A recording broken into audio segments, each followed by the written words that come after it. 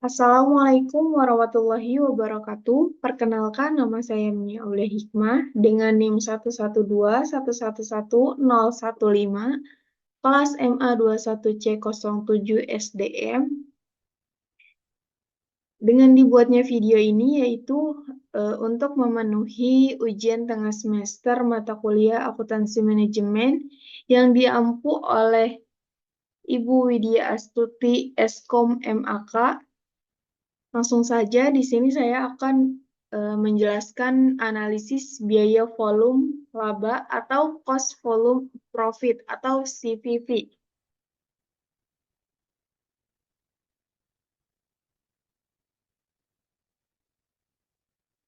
Apa itu cost volume profit?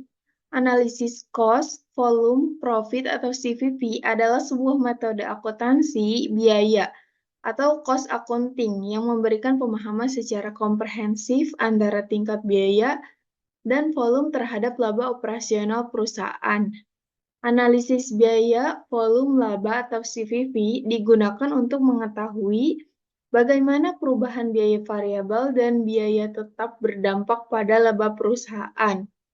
Perusahaan dapat menggunakan analisis CVP untuk melihat berapa banyak unit yang perlu mereka jual untuk mencapai titik impas atau menutup seluruh biaya. Alternatifnya, berapa banyak unit yang perlu mereka jual untuk mencapai margin keuntungan minimum tertentu. Selanjutnya ada 3 faktor yang mempengaruhi laba. Pada dasarnya ada 3 faktor yang mempengaruhi laba, yaitu biaya. Biaya ini pasti ada. Jika perusahaan mengeluarkan biaya, pasti harus meminimalisir biaya. Biaya yang dikeluarkan harus sesedikit mungkin untuk bisa mendapatkan laba. Jadi kalau tidak mengeluarkan biaya, maka tidak akan ada laba. Selanjutnya harga jual. Perusahaan harus menetapkan harga jual untuk mendapatkan laba yang diinginkan. Jadi kalau tidak ada harga jual, maka tidak ada laba. Selanjutnya volume produksi. Volume produksi ini terkait perusahaan memproduksi barang. Jadi perusahaan harus menentukan berapa barang yang harus dibuat atau diproduksi untuk menghasilkan laba. Nah, di sini ada volume produksi, biaya, harga jual, dan volume penjualan. Keempat ini saling bergantungan. Pertama, itu harus menentukan volume penjualan. Biasanya ini marketing harus riset pasar. Perusahaan harus menentukan berapa sih pasar menginginkan barang tersebut gitu. Terus setelah volume penjualan sudah diketahui, maka lanjut ke volume produksi.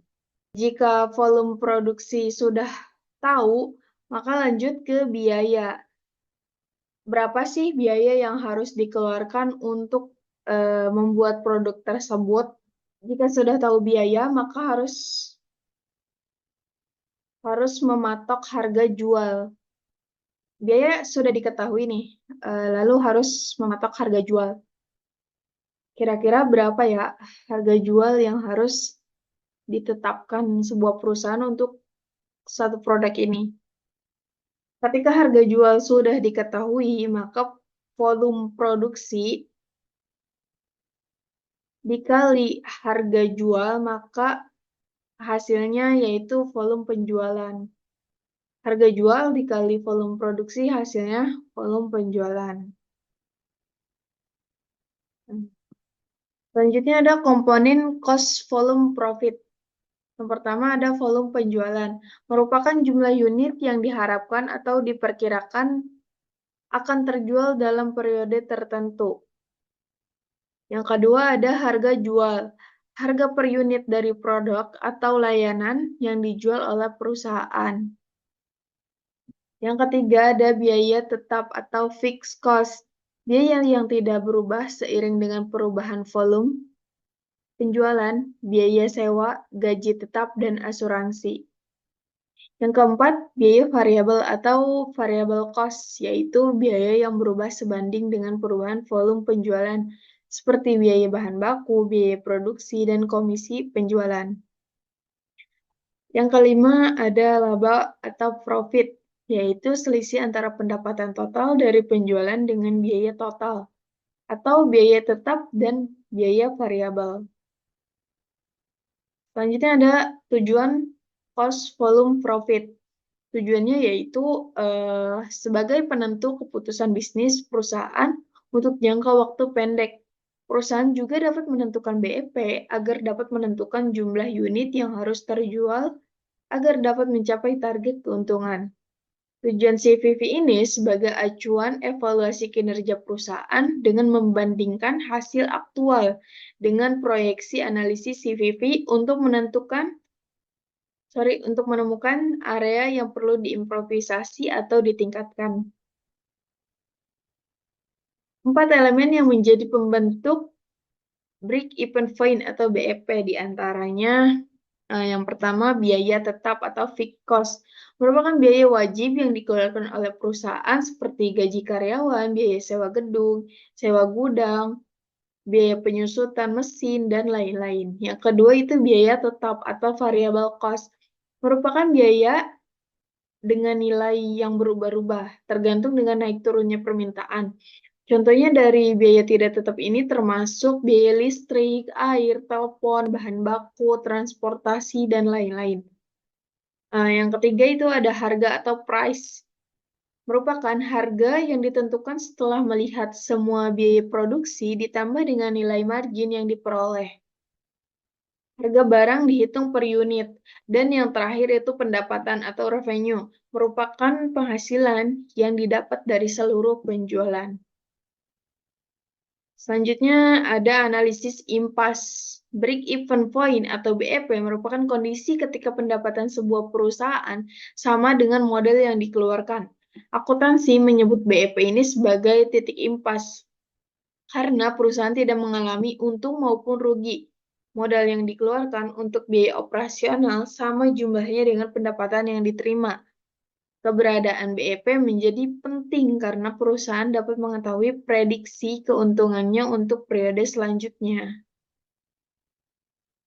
Manfaat BEP, perusahaan akan tahu berapa kira-kira harga jual minimal suatu barang agar tidak mengalami kerugian. Yang kedua, perusahaan mengetahui prediksi. Berapa banyak barang yang hendak diproduksi agar tidak melebihi kuantitas, sehingga total keuntungan bisa menutup biaya pengeluaran. Nah, yang ketiga, perusahaan bisa memberikan nilai investasi yang tepat, sehingga bisa mengimbangi biaya awal untuk produksi.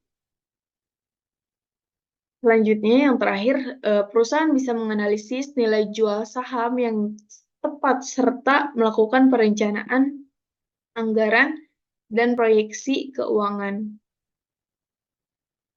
Selanjutnya, ini cara menghitung BEP. Ada beberapa rumus yang digunakan untuk menghitung break-even point atau BEP. Yang pertama itu BEP per unit. Rumusnya, biaya tetap dibagi harga per unit dikurangi biaya variabel per unit. Nah, yang kedua itu BEP nilai penjualan. Rumusnya biaya tetap dibagi 1 min biaya variabel dibagi harga. Di sini ada contoh cara menghitung BEP. Sebuah perusahaan memiliki biaya tetap 125 juta dengan biaya variabel per unitnya itu 50.000 dan harga jual per unitnya itu 75.000. Maka berapa unit barang yang harus dihasilkan dan jumlah penjualan yang didapat untuk mendapat titik impasse. Pertama kita menghitung BEP per unitnya dulu. Tadi rumusnya biaya tetap dibagi harga per unit dikurangi biaya variabel per unit. 125.000-nya ini biaya tetap, 75.000-nya ini harga jual per unit, 50.000-nya ini biaya variabel. Jadi 125 juta dibagi 75.000 dikurang 50.000. 75.000 dikurang 50.000 yaitu 25.000. 125 jutanya diturun ke bawah, jadi 125 juta dibagi 25.000 sama dengan 5.000. Kemudian BEP nilai penjualan perhitungannya adalah 125 juta dibagi 1 min 50.000 dibagi 75.000. Maka hasilnya 375 juta. Jadi, jika perusahaan tersebut dapat menyentuh titik impas, harus memproduksi 5.000 unit dan menghasilkan penjualan sebesar 375 juta.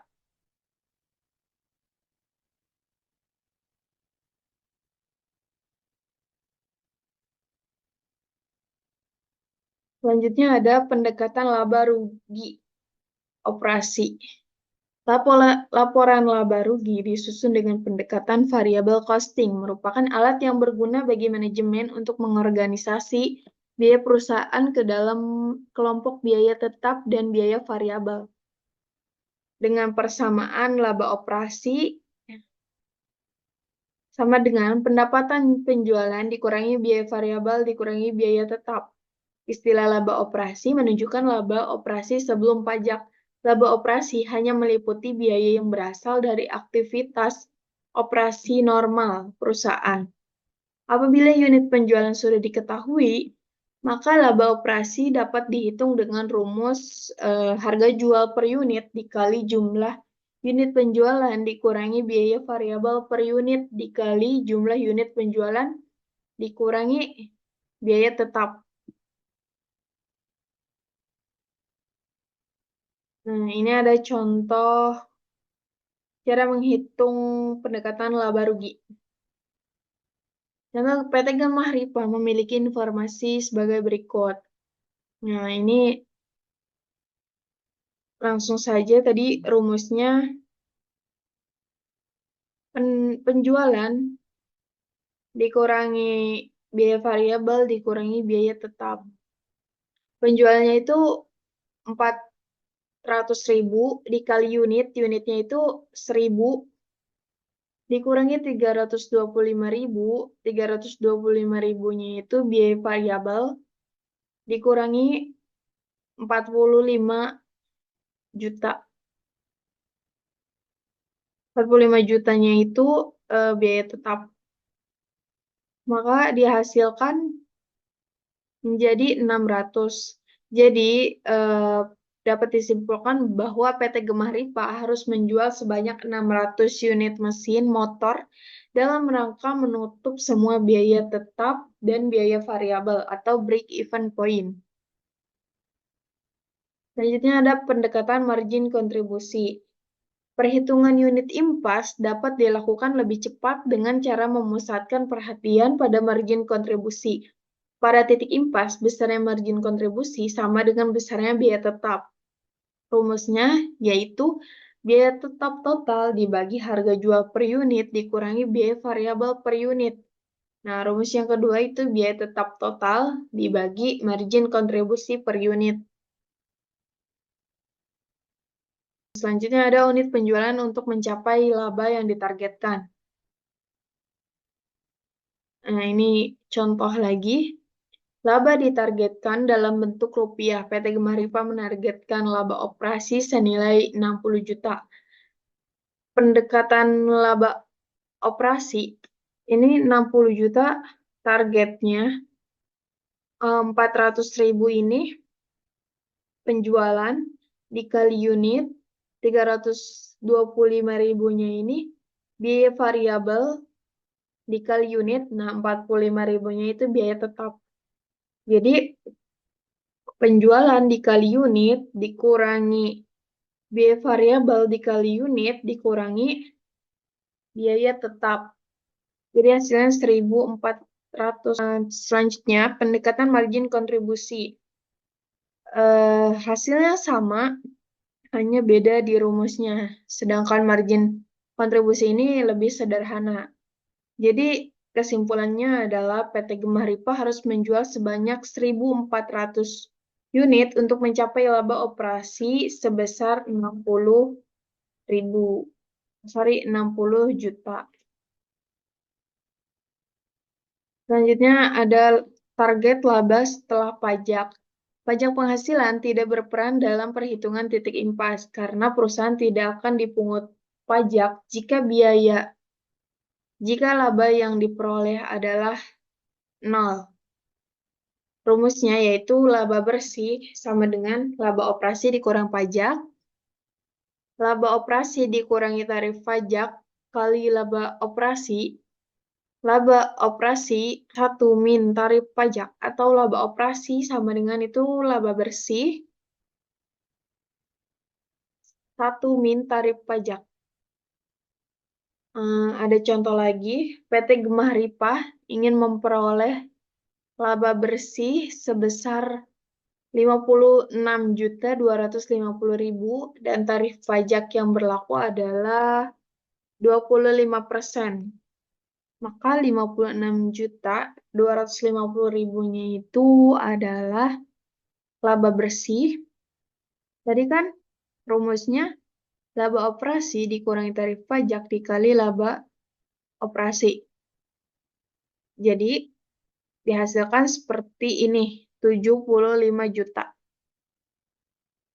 0,75-nya ini laba operasi sama dengan 56.250.000 ditambah 0,75, maka hasilnya 75 juta. Sehingga apabila tarif pajak yang dikenakan adalah 25%, maka PT Gemah Ripah harus menjual sebanyak 1.600 unit mesin motor untuk mendapatkan laba bersih sebesar 56.250.000 apabila tarif pajak yang dikenakan adalah 25%. Terima kasih.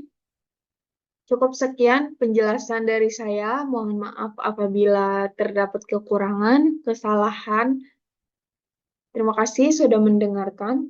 Wassalamualaikum warahmatullahi wabarakatuh.